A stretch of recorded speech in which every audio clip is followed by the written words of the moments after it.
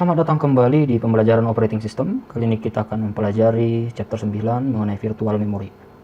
Nah, virtual memory itu sendiri hampir sama dengan konsep pembelajaran di video sebelumnya mengenai paging di dalam manajemen main memory.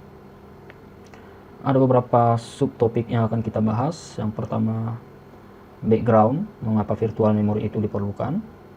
Kemudian kita akan melihat demand paging, apa yang dimaksud dengan demand paging nanti kita akan bahas. Kemudian copy on write, kemudian algoritma mengenai page replacement, ada beberapa jenis nanti yang akan kita bahas. Mungkin di part pertama kita hanya sampai page replacement, atau mungkin kalau sempat kita akan lihat di allocation of frames ya. Kemudian di berikutnya kita akan lihat tracing memory map files. Untuk memory map files ini biasanya nanti kita buat virtualisasi memori ya, dengan memanfaatkan kapasitas dari hard disk kita. Kemudian allocation kernel memory. Kemudian ada pertimbangan-pertimbangan lain mengapa virtual memory itu diperlukan. Kemudian ada di sini kita akan lihat nanti contoh-contoh dari operating system yang menggunakan virtual memory. Nah, tujuan dari pembelajaran di chapter 9 ini yang pertama untuk melihat kelebihan-kelebihan yang diberikan oleh virtual memory. Kemudian yang kedua, kita akan melihat nanti konsep dari demand paging, kemudian ada page replacement, dan juga allocation of page frames. Selanjutnya kita akan melihat prinsip-prinsip dari working set model untuk virtual memory. Kemudian ada nanti to examine the relationship between share memory dan juga memory map files.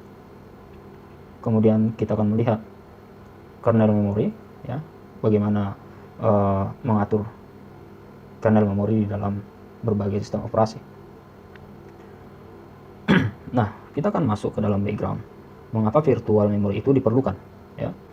Jadi virtual memory itu adalah memori yang sebenarnya tidak nyata ya, namun sangat berguna untuk melakukan mapping dari secondary memory atau dari hard disk ya ke main memory ya.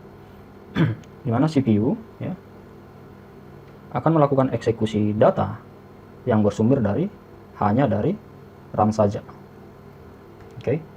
Namun RAM ini kapasitasnya sangat terbatas dibanding dengan jumlah program atau aplikasi yang kita running di dalam komputer kita. Misalkan ada beberapa aplikasi yang kita jalankan secara simultan ya, pastinya satu aplikasi memiliki banyak kapasitas ya. Jadi misalkan RAM kita misalkan saja 4 GB ya, namun kita memiliki di sini program ya, program kita misalkan program A, program B, program C. Misalkan program A 2 GB, program B 2 GB, program C 2 GB misalkan. Sementara di sini ya, RAM kita memiliki 4 GB. Artinya hanya dua program atau dua proses yang bisa berjalan di dalam atau yang bisa ditampung oleh RAM kita. Sedangkan untuk proses yang lain tidak akan bisa lagi muat di dalam RAM ya. Yang artinya ketika kita ingin menjalankan ketiga program ini secara simultan, jadi hanya ada dua yang bisa kita buka, satu aplikasi lagi tidak akan bisa ya. Jadi itulah mengapa perlu dibuat virtual memory untuk melakukan mapping ya, mapping dari secondary memory ya, program-program kita yang ada dalam secondary memory ke dalam RAM ya. Nah, kita akan lihat di sini background yang lainnya ya. Jadi di sini yang saya katakan tadi bahwa code ya, untuk code setiap program kita ini harus berada di dalam RAM agar CPU bisa mengeksekusinya ya. Namun but entire program rarely used ya. Jadi semua misalkan untuk satu program A ini kalau langsung kita kirim ke RAM ya, artinya tidak akan secara keseluruhan program A ini akan dieksekusi dalam satu waktu. Karena apa? CPU hanya bisa mengeksekusi satu instruksi saja ya. Instruksi dalam satu waktu, misalkan dalam satuan waktu tergantung spesifikasinya, misalkan dalam waktu nanosecond, hanya satu instruksi saja. Jadi tidak perlu memindahkan atau mengambil ya keseluruhan program A dan kita move ke dalam atau swap in ke dalam RAM ya. Tidak perlu karena hanya satu instruksi saja dalam satu waktu. Nah, bayangkan kalau kita ingin menempatkan semua program atau seluruh program dari sebuah aplikasi ini di dalam RAM saja. Nah, di sini nanti ada beberapa drawbacks ya. Bagaimana jika di dalam program ini ternyata ada beberapa code yang error. Nah, artinya nanti kalau semua ini berjalan sekaligus, artinya akan sangat lama untuk mengeksekusi program ini karena memang ada code yang error ya di dalam program tersebut. Kemudian adanya unusual routines ya. Artinya adanya nanti aksi-aksi yang memang jarang kita perlukan untuk dieksekusi ya dari sebuah aplikasi. Kemudian adanya di sini large data structure ya. Jika memang struktur datanya yang sangat banyak, misalkan 2 GB ya. Kemudian B 2 GB, kemudian untuk aplikasi lainnya ya tidak akan bisa memasuki RAM ya. Sehingga nanti untuk konsep multi programming tidak akan berjalan di dalam sistem kita. Nah, sementara untuk komputer modern itu harus sudah mendukung yang namanya multi programming, di mana banyak program ya atau banyak proses yang akan kita eksekusi dalam satu waktu. Itu adalah tujuan dari komputer modern. Nah, di sini dikatakan bahwa entire program code not needed at the same time ya. Jadi hanya beberapa instruksi di dalam setiap program ini yang mungkin kita butuhkan dalam satu waktu untuk dieksekusi. Jadi tidak secara keseluruhan dieksekusi dalam satu waktu ya. Misalkan kita memiliki sebuah data, misalkan data film ya di dalam hard disk kita ya, misalkan 2 GB. Nah, pada prinsipnya ketika kita memutar film ini atau movie ini, dia nanti kan per frame yang akan dikirimkan ke layar kita. Jadi tidak langsung secara in total, misalkan dalam waktu 2 jam ini movie ini ya, tidak langsung 2 jam ini dikirim dalam satu paket langsung, tetapi per frame, berapa frame, misalkan 30 frame per menit ya. Jadi misalkan di di menit pertama ya hanya 30 frame saja yang dikirimkan ke RAM. Jadi tidak perlu semua frame di dalam 2 jam ini dikirimkan ke RAM ya. Jadi kita harus mendukung yang namanya multi programming. Jadi program lain juga harus bisa untuk memasuki RAM. Jadi tidak hanya movie atau aplikasi yang kita inginkan gitu. Nah, kemudian di sini memang kebutuhan dari virtual memory juga di sini kita lihat bahwa kemampuan untuk mengeksekusi sebagian dari program ya. Jadi kalau kita memiliki virtual memory, hanya sebagian dari instruksi yang ada dalam aplikasi kita atau yang ada dalam program yang akan ditempatkan. Jadi hanya yang perlu saja pada saat itu kita tempatkan dalam virtual memory.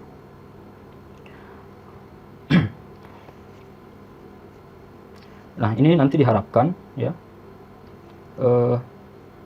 untuk meningkatkan CPU utilization atau pemanfaatan dari CPU, karena memang untuk multi programming kemudian akan meningkatkan yang namanya throughput ya. Jadi throughput untuk berbagai program yang akan running ya di dalam komputer kita. Nah, di sini juga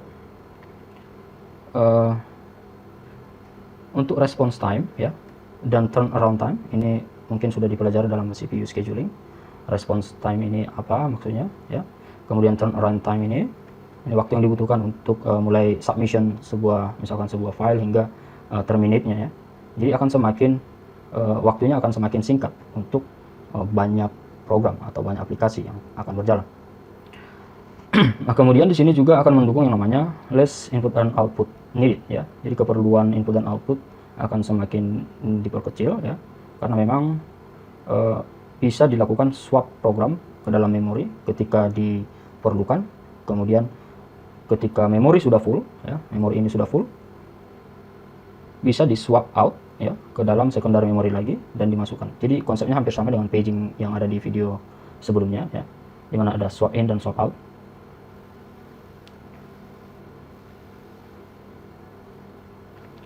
Ya, misalkan ini adalah secondary memory, ini memori kita.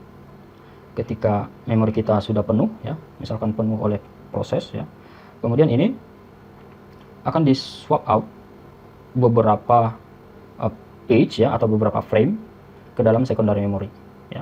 Kemudian yang dibutuhkan oleh CPU akan di swap in ke main memory ya. Nah, kita lihat di sini bahwa virtual memory ini konsepnya adalah untuk melakukan pemisahan antara memori logis ya dari memori fisik tanpa adanya virtual memory ya. Jadi nanti logical memory akan langsung menuju physical memory ya, tanpa adanya virtual memory. Artinya logical memory yang berisi program ya, terdiri dari pages. Misalkan satu program ini kan terdiri dari multiple pages ya, page 1, page 2, page 3, 4, page 5 ya. Jadi kalian harus ingat bahwa satu program atau satu proses memiliki sejumlah page ya. Nah, setiap page ini memiliki logical address.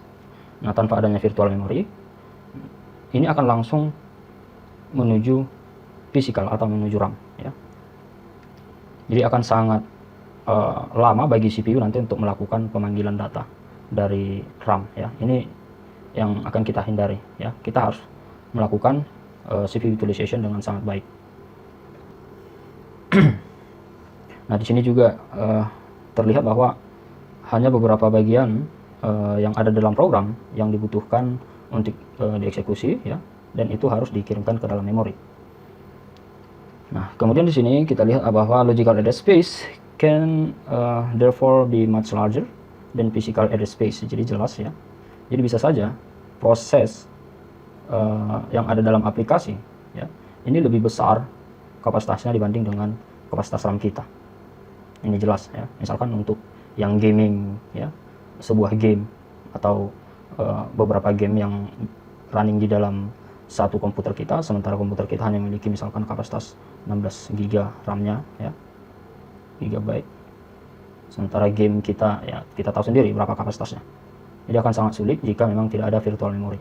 Karena memang yang saya katakan tadi, konsepnya bahwa CPU hanya mengeksekusi satu instruction dalam satu waktu. Jadi ngapain harus secara keseluruhan dari program kita input ke dalam RAM ya. Jadi hanya yang dibutuhkan dalam satu waktu itu aja ya. Misalkan menit pertama kita butuh instruksi A, nah, kedua instruksi B ya. Kemudian instruksi C ya. Kemudian setelah full, jadi nanti ini bisa di swap out lagi ke hard disk, kemudian dipanggil frame yang baru seperti itu.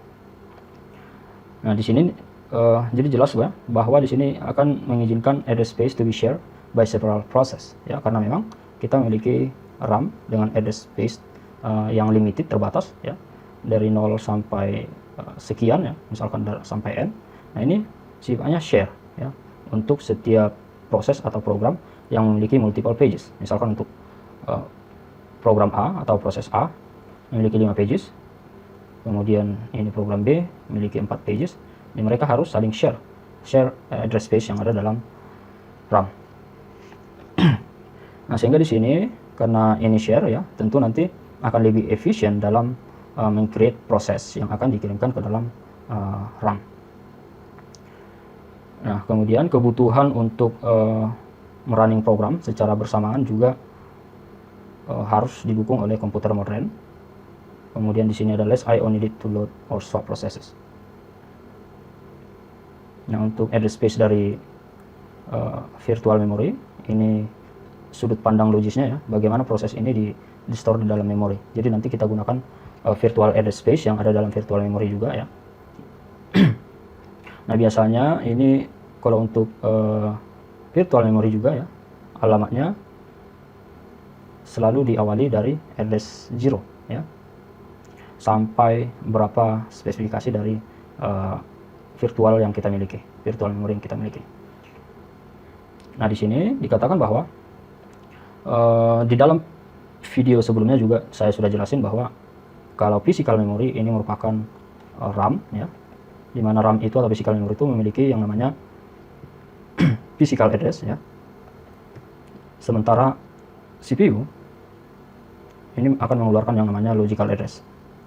Nah, jadi CPU tidak perlu tahu, ya, di mana alamat ini atau data ini berada di alamat berapa. Ya. Dia tidak perlu tahu karena dia hanya mengeluarkan alamat saja, kemudian data dikirim ke CPU kembali. Ya. Nah, di sini CPU mengeluarkan logical address. Tentu agar RAM mengerti address dari CPU harus ada yang melakukan translasi dari logical ke physical address yang dilakukan oleh Memory Management Unit atau MMU melalui table, ya, melalui table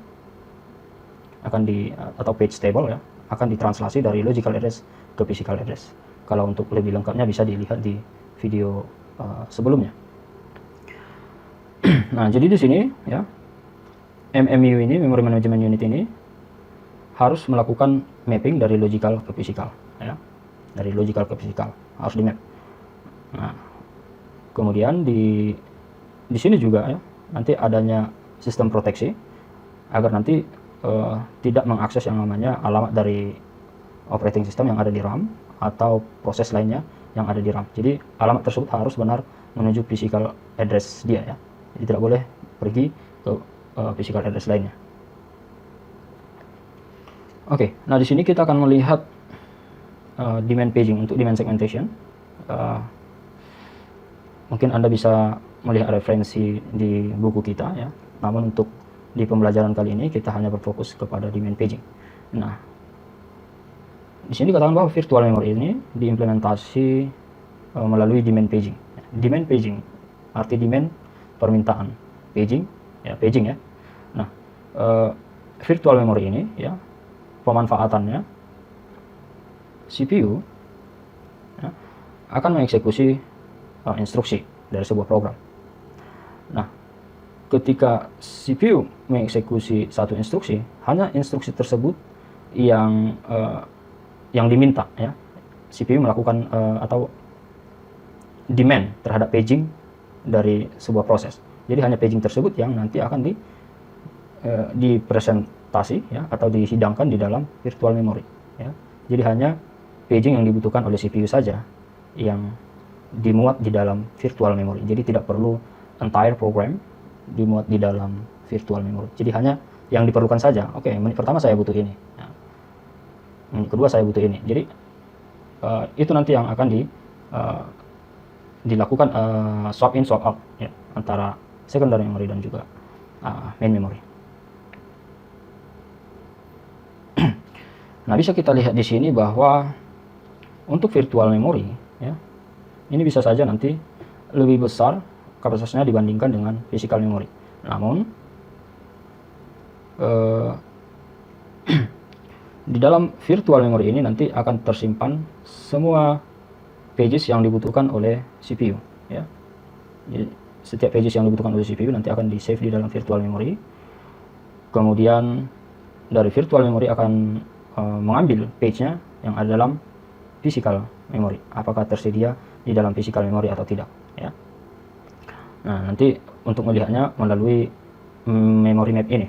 Nah, untuk lebih jelasnya bisa dilihat di video berikutnya gimana cara mappingnya, menemukan address fisik dari setiap pages ini, ya, di dalam physical memory. Nah, ketika nanti di dalam physical memory tidak tersedia page yang dibutuhkan oleh CPU, maka harus mengambil data atau instruksi dari atau mengambil page dari secondary memory, kemudian dikirim kembali ke dalam physical memory. Nah, untuk address space, ya, di dalam komputer kita ini kemarin sudah dibahas di dalam awal-awal, ya, bahwa memori kita, ya, terdiri dari stack, heap, data code atau satu program atau satu proses. Nah, yang biru ini, ya, merupakan tempat dari virtual memorinya nanti, ya. Jadi ini yang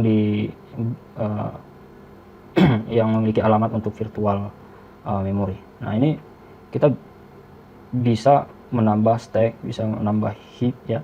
Jadi ini bisa mengecil ya kapasitas yang ada di dalam virtual memory kita nanti.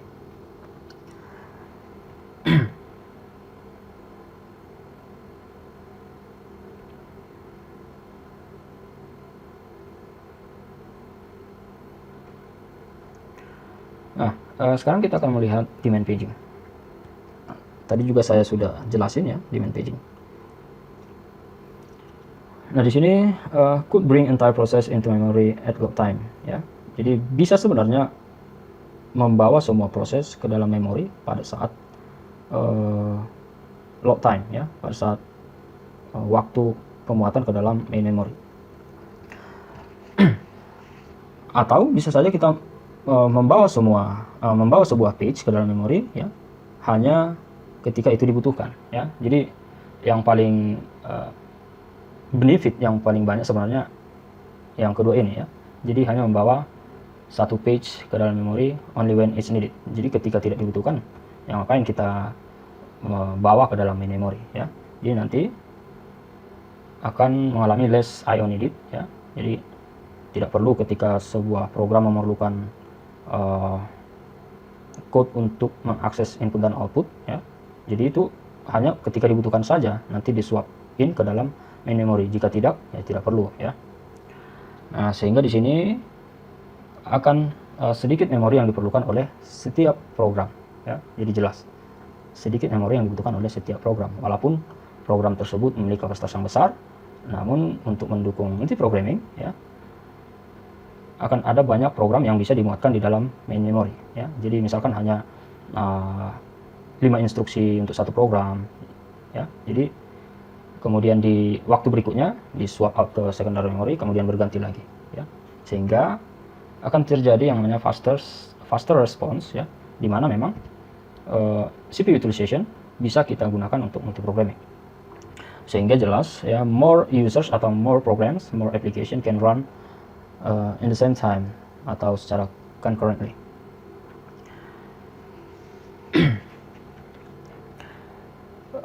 Oke, di sini ada juga disebutkan adanya invalid reference ya. Ketika nanti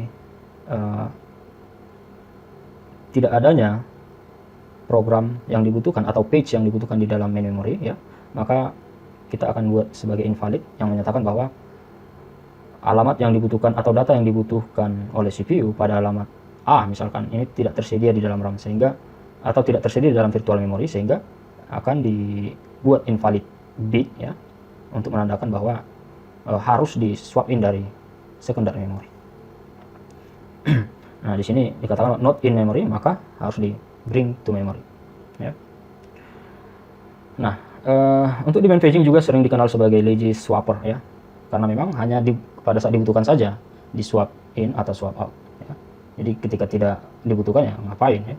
Misalkan sebuah aplikasi ya hanya mengeksekusi 10 instruction secara berulang-ulang ya. Misalkan 10 instruction secara berulang-ulang dalam 1 jam, hanya 10 instruction ini yang dieksekusi secara berulang-ulang, dan 10 instruction ini misalkan sudah ada di RAM ya. Jadi tidak perlu kita swap in dari hard disk lagi ya. Oke. Nah, di sini ada basic konsep ya. Ini untuk swapping mungkin kalian sudah paham. Kemudian di sini ada MMU functionality ya. Kalau untuk lebih jelasnya bisa dilihat di video sebelumnya, yang berfungsi untuk menerjemahkan logical address ke physical address melalui page table yang dimiliki oleh MMU.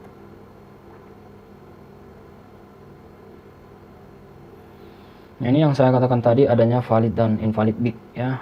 Jadi ketika frame yang dibutuhkan oleh CPU berada di dalam page table ya, artinya kalau berada dalam page table maka frame tersebut ada di dalam main memory ya.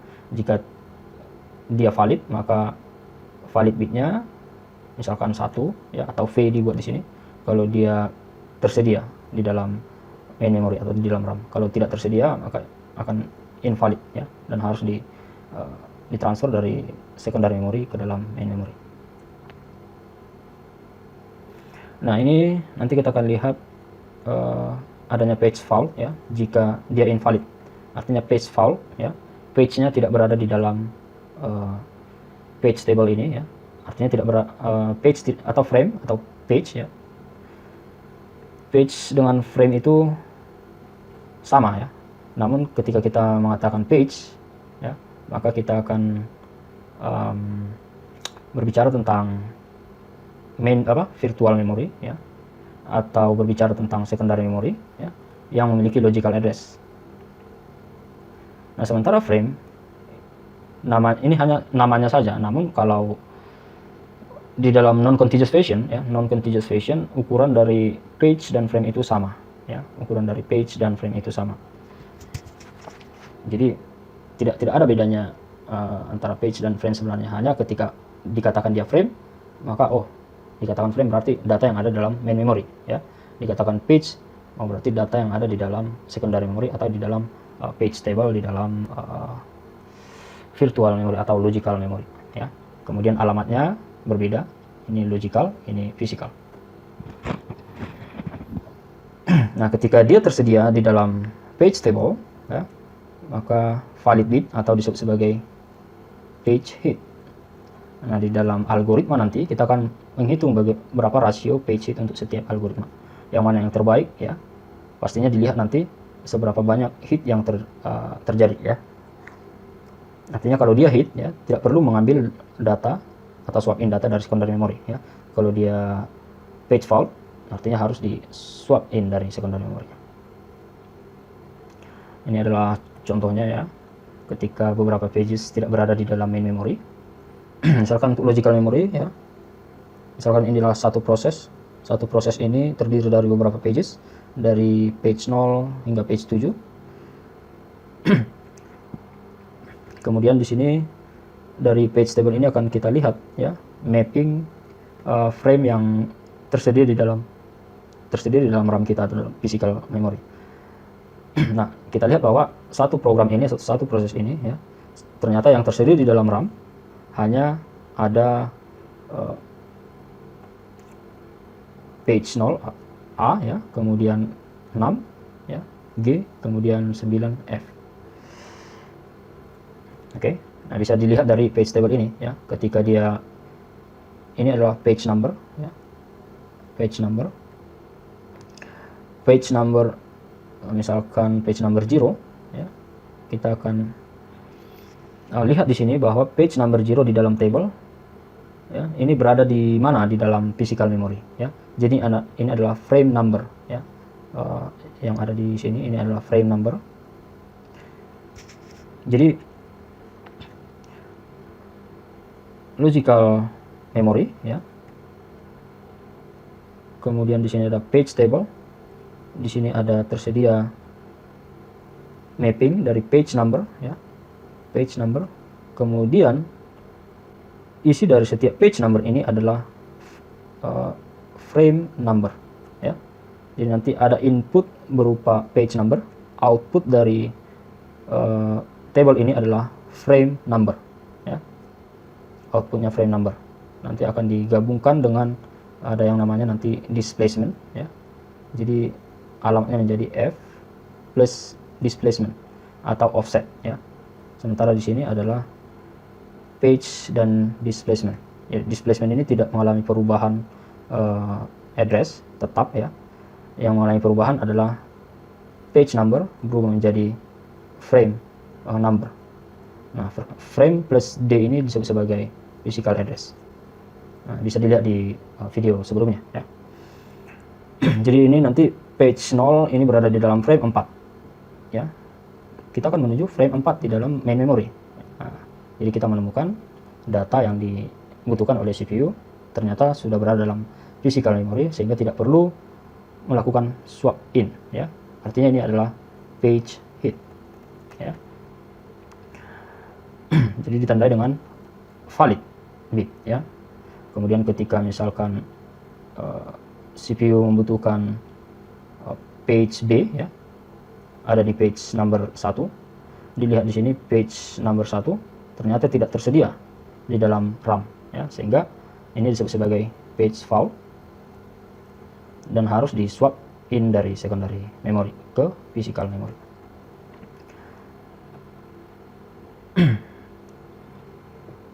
Nah, ini sudah saya jelasin apa yang disebut dengan page fault. Nah, ini adalah step untuk menangani page fault tadi yang saya katakan ya. Misalkan sebuah instruksi load M ya. Kemudian yang pertama kita akan reference ke page table tadi ya. Akan kita lihat di dalam page table apakah tersedia atau tidak. Ternyata di sini invalid, artinya data tidak tersedia, maka Memory Management Unit MMU ya akan melakukan thread ke operating system ya untuk menyatakan bahwa operating system harus mengambil data dari secondary memory ya. Karena melalui operating system secondary memory ini bisa diakses ya. Tanpa operating system CPU tidak bisa atau tidak ada tidak bisa mengakses secondary memory ya. Yang hanya diakses CPU adalah RAM saja. Jadi melalui operating system maka secondary memory akan bisa meload data ke RAM. Oke, seperti yang ada dalam gambar ini. Nah, kemudian operating system ini akan pergi ke backing store ya atau penyimpanan secondary memory. Kemudian mengambil page yang dibutuhkan oleh CPU ya. Kemudian di sini nanti akan dimasukkan ke dalam physical memory ya. Ke dalam physical memory page tersebut yang dibutuhkan ya. Ke dalam free frame ya. Kalau dia penuh frame-nya, berarti harus kita swap out salah satu page atau salah satu frame yang ada di dalam physical memory. Namun ketika ada free frame ya langsung saja ditempatkan ya. Kemudian dari physical memory nanti akan melakukan reset table ke dalam page table ini, menyatakan bahwa frame ya sudah berada di dalam physical memory. Nah, nanti invalid bitnya ini akan diganti menjadi valid. Kemudian setelah itu maka akan langsung restart instruction ya untuk menyatakan bahwa instruksi sudah bisa dieksekusi ya. Jadi ini adalah skematik atau diagram alir ya. Bagaimana menangani jika adanya page fault ya. Jadi di sini saya ulangi lagi ya secara singkat. Misalkan satu instruksi load M di reference di page table apakah tersedia di dalam RAM atau tidak. Jika tidak tersedia maka tidak perlu menuju physical memory, namun akan dikirimkan thread ke operating system ya, sehingga tidak perlu nanti adanya translasi ya, tidak perlu adanya translasi dari logical address ke physical address ya, karena memang tidak akan menuju physical memory, tidak akan menuju RAM ya, jadi akan menuju secondary memory ya, di mana secondary memory ini alamatnya adalah logical address ya, jadi tidak perlu melakukan translasi ya. Alamat load M ini, addressnya ini tidak ditranslasi lagi jika menuju secondary memory ya. Siapa tahu ada yang bertanya ya, karena memang secondary memory alamatnya adalah logical address. Ketika dia nanti ke physical memory maka perlu translasi dari logical address ke physical address. Worst case-nya jika memang adanya invalid tadi ya, thread to the operating system. Kemudian save the user registers and process state ya, ini jika terjadi kemarin juga ketika terjadi context switch ya, jadi harus di save semua state dari register yang dipakai oleh user, kemudian proses state-nya harus di save. Nah, kemudian determine that the interrupt was pass failed ya. Nah, ini semua yang tadi ketika terjadi demand paging ya, namun paging tersebut tidak tersedia di dalam RAM ya, atau tidak berada di dalam page table. Nah, ini untuk menghitung performa dari demand paging ya. Jadi ada 3 aktivitas utama. Yang pertama ada service interrupt-nya ya. Jadi di sini coding akan jeli ya, melihat apakah adanya instruksi yang diperlukan untuk dieksekusi. Kemudian akan dilakukan read page-nya ya, yang membutuhkan banyak waktu ya jika terjadi interupsi. Kemudian akan di restart prosesnya ya jika memang adanya interupsi. Nah, ini untuk restart memang memerlukan small amount of time ya. Namun tetap saja jika terjadi read ini ya akan banyak menggunakan waktu ya. Nah, itu jika memang terjadi interupsi ya ketika ada demand paging. Nah, di sini dikatakan bahwa page fault rate-nya ya, di mana ini adalah page antara 0 dan 1 ya. Karena memang valid dan invalid P-nya kalau bukan 0 ya 1 ya. Jadi jika page sama dengan 0 maka disebut sebagai page fault ya. Page 1 ini disebut sebagai page hit. Oh, terbalik ya. 0 ini page hit ya, kemudian P sama dengan 1 page fault. Nah, ini untuk menghitung effective address-nya, effective access time atau EAT, di mana EAT sama dengan 1 dikurang P ya, di mana jika P-nya adalah 0 artinya page hit ya, maka dikalikan dengan memory access kemudian plus page fault overhead, swap page out kemudian swap page in.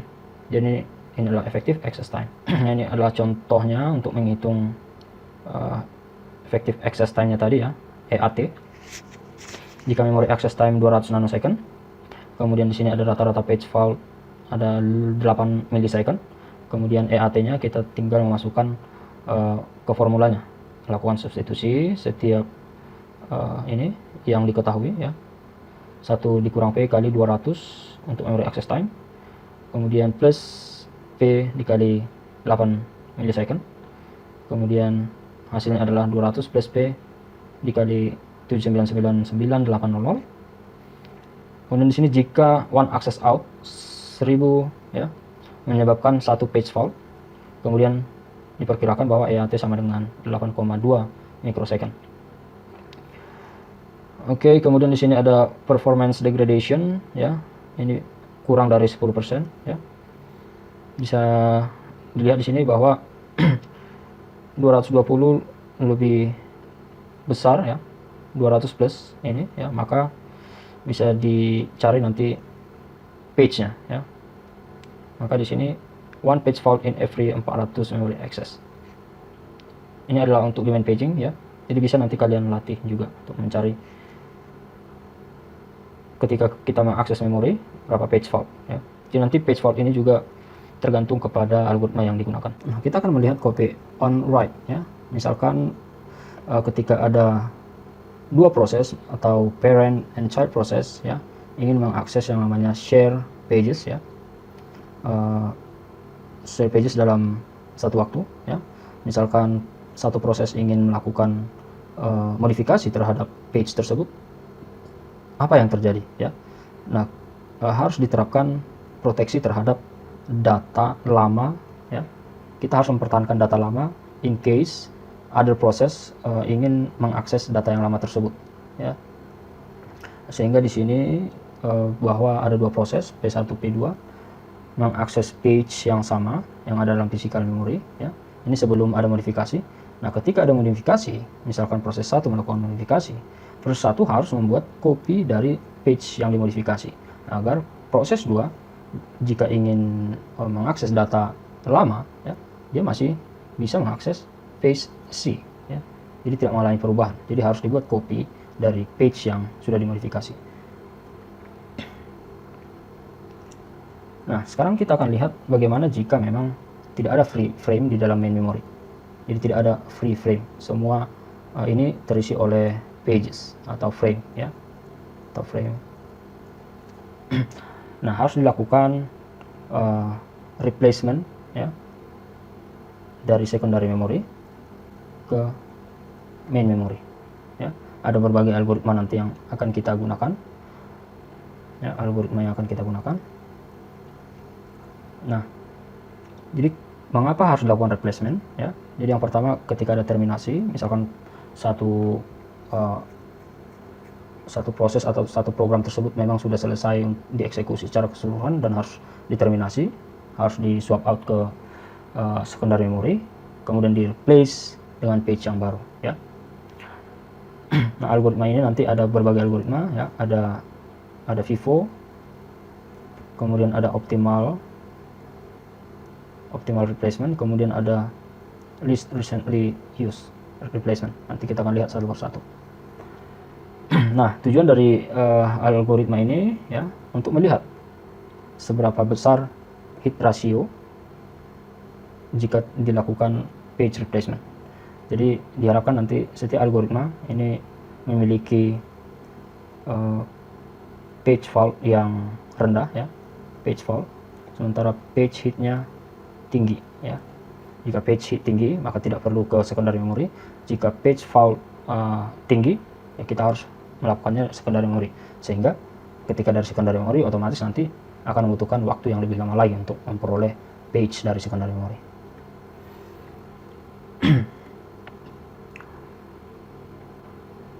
Oke, kita langsung ke algoritmanya saja ya. Nah, misalkan nanti ada string ya.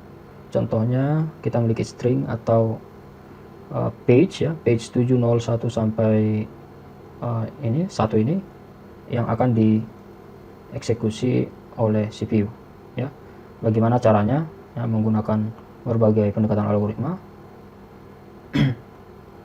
Oke, yang pertama first in first out. Mungkin kalian sudah paham FIFO ya. Siapa yang duluan nyampe, ya itu harus di swap out nanti ketika terjadi page replacement.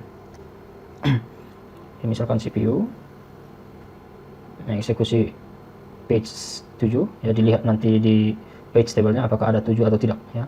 Jika tidak ada maka disebut sebagai page fault ya. Ini misalkan RAM ini misalkan ada 3 frame, ada 3 blok di dalam RAM kita ya. 1 2 3 blok ya. Pada kenyataannya lebih dari 100 atau bahkan ribuan frame ya yang ada di dalam RAM kita. Nah, ini hanya contoh kecilnya. Nah, misalkan ini adalah stringnya. Untuk first in first out kita buat exit time-nya biar lebih gampang untuk melihatnya exit time-nya. Yang mana lebih lama maka dia yang lebih awal memasuki RAM.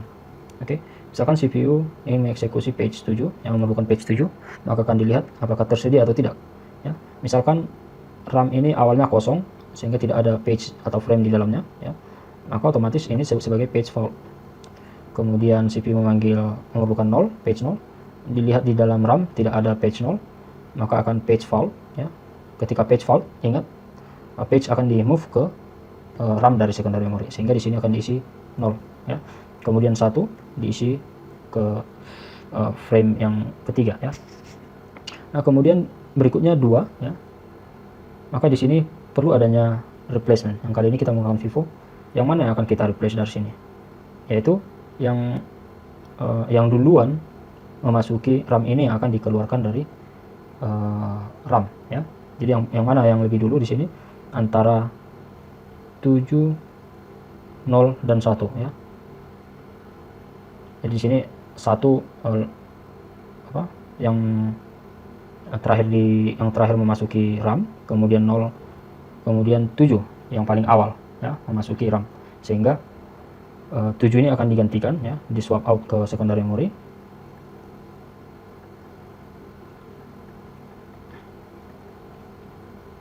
Swap out dan swap in ya. Jadi 2 ini di swap in ke dalam RAM, sehingga 7 digantikan oleh 2.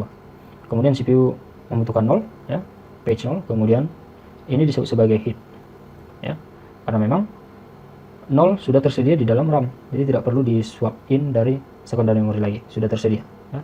Kemudian 3 ya, kita lihat bahwa di dalam RAM ada frame 2, 0, 1 ya, maka 3 tidak ada di sini, maka harus dilakukan replacement. Yang mana akan kita replace ya, kita lihat dari time intervalnya ya.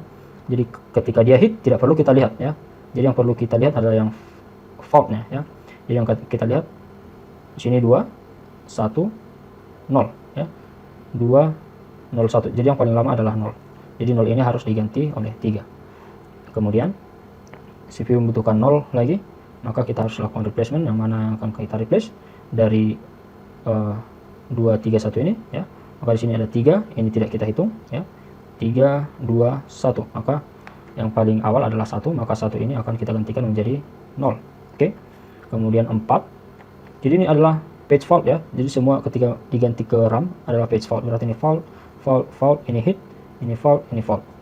Oke, sekarang 4 ya. Nah, kita lihat di sini bahwa tidak ada sebelumnya 4. Ya, maka harus di-replace salah satu dari mereka ini 2 3 0. Nah, di sini 0 baru saja ya memasuki, kemudian 3, kemudian 2. Jadi 2 yang paling lama ya. Jadi 2 nanti akan digantikan oleh 4 ya. Jadi kita lihat 2 diganti oleh 4. Nah, ini page fault. Kemudian 2 masuk lagi ya.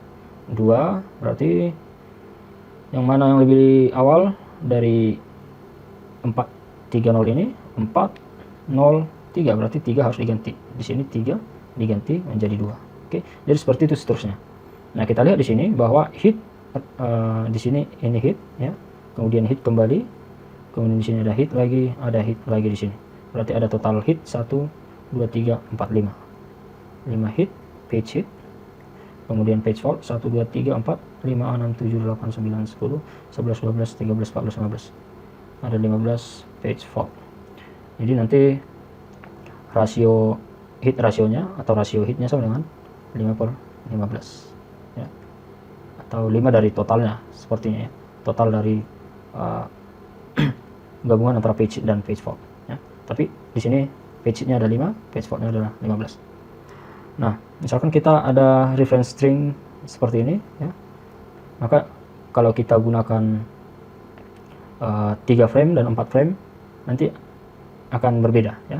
Akan ada yang namanya Beladi anomali nanti ya. Nanti kita akan lihat sebelumnya. Nah, oke. Jadi untuk ini coba nanti kalian, ini tugas 2, ini adalah nomor 1 ya. Tugas 2 nomor 1.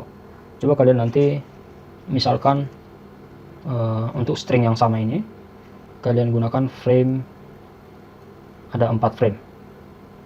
Ini kan 3 frame ya. Bagaimana ketika ini jadi 4 frame, ada frame keempat di sini. Nah, nanti kalian analisis page faultnya berapa, kemudian page hitnya berapa. Oke. Nah, di first in first out ada yang namanya Beladi's anomali, ini yang menjadi tugas kalian juga nanti ya. Nah, di sini. Nah, nanti menggunakan string 1 2 3 dan seterusnya ini kalian uji apakah Beladi's anomali ini sesuai dengan gambar ini atau tidak, grafik ini atau tidak ya. Misalkan di sini number of page faultnya ya di y-axis, kemudian number of frame x-axis. Kalian lihat di sini adanya grafik yang tidak diinginkan ya. Dimana pada prinsipnya ya, ketika kita menambahkan number of frame di dalam RAM ya, maka kita harapkan page hitnya akan semakin meningkat ya ketika kita menambah jumlah frame di dalam RAM ya. Namun di dalam Vivo akan terjadi di sini ketika kita menambah frame, number of frame dari 3 ke 4, terjadi peningkatan page fault ya. Artinya page hit di sini menurun, page fault yang meningkat. Nah, sementara dari 2 frame kemudian 3 frame ya, kita lihat perbedaan page faultnya semakin menurun. Sementara dari 3 frame ke 4 frame page faultnya naik ya di 4 frame. Kemudian 5 frame menurun kembali, kemudian stabil ketika lebih dari 5 6 7. Nah, tugas nomor 2 ya. Kalian buktikan Beladi's anomali ini ya jika menggunakan 3 frame dan 4 frame yang menggunakan Vivo ya. Apakah ini terbukti atau tidak terjadinya page fault yang meningkat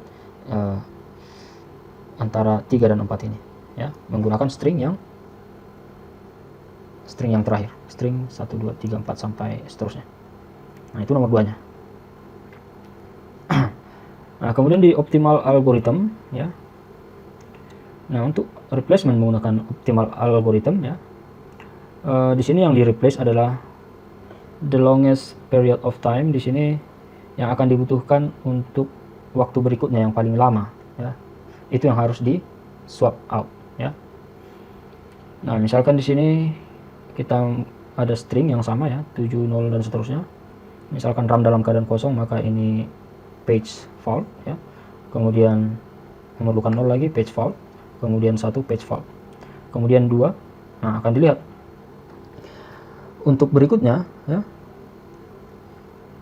dari ketiga frame ini atau page ini, yang mana yang paling jauh nanti atau waktu yang lama yang akan digunakan kembali, ya. Jadi kita lihat satu persatu. 7 ya, 7 akan kita pakai nanti di sini, ya, akan sangat lama. Kemudian 0. Nah, 0 kita sudah pakai di sini, ya. 1 nanti kita pakai di sini. Berarti yang paling lama adalah 7 yang akan digunakan. Maka 7 ini yang akan di replace, ya. Jadi 2 akan menggantikan 7. Kemudian berikutnya 0. 0 ini ternyata ada di dalam frame, maka ini disebut sebagai hit. Oke, ini fault, ini hit. Kemudian masuk lagi 3. Nah, sementara di sini di frame ini, ya, 3 belum ada, maka ini fault dan harus di replace salah satu. Nah, kita akan lihat yang mana lebih lama dari 201, ya. 0 akan dipakai di sini. Kemudian 2 akan dipakai di sini. Nah, kemudian 1 ini yang paling lama dari ketiga ini. Maka 1 yang akan digantikan oleh 3. Kemudian panggil 0 lagi, ya. 0 ini sudah ada, maka ini hit. Kemudian 4, kita lihat 4 ternyata tidak ada di dalam RAM, ya, maka akan di replace. Yang mana akan di replace? Kita akan lihat kebutuhannya, ya, ke depan. Ini 2. Nah, 2 sudah dibutuhkan setelah 4. Kemudian 0 akan dibutuhkan di sini, kemudian 3 akan dibutuhkan di sini. Artinya 0 yang paling lama yang akan dibutuhkan, ya. Sehingga 0 yang akan di replace. 0 ini di replace menjadi 4. Kemudian berikutnya kita panggil 2 hit, ya. Kemudian 3 hit karena yang ada di RAM, ini hit lagi. Kemudian 0, ya. 0 ini tidak ada di RAM, maka kita replace salah satu dari sini, ya. Kita replace, yang mana kita replace? Nah, kita lihat 2 kita akan butuhkan di sini, ya. 3 kita akan butuhkan di sini. 4, nah 4 tidak akan dibutuhkan lagi, artinya 4 yang harus kita replace, ya. Jadi tempat 4 ini akan di replace oleh 0. Begitu sampai seterusnya, ya. Jadi ini hit 3, 2 hit, kemudian fault lagi, kemudian hit di sini ada 3 kali, kemudian fault, kemudian hit, kemudian hit. Jadi kita bisa lihat, ya. Fault di sini 1 2 3 4 5 6 7 8 9, ada 9 fault.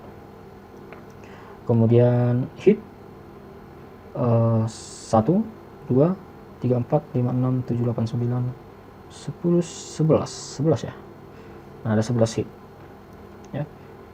Jadi kalau kita bandingkan dengan Vivo tadi memiliki 15 fault. Jadi yang paling optimal algoritma, ya, akan lebih baik sebenarnya jika diaplikasikan daripada menggunakan Vivo, ya.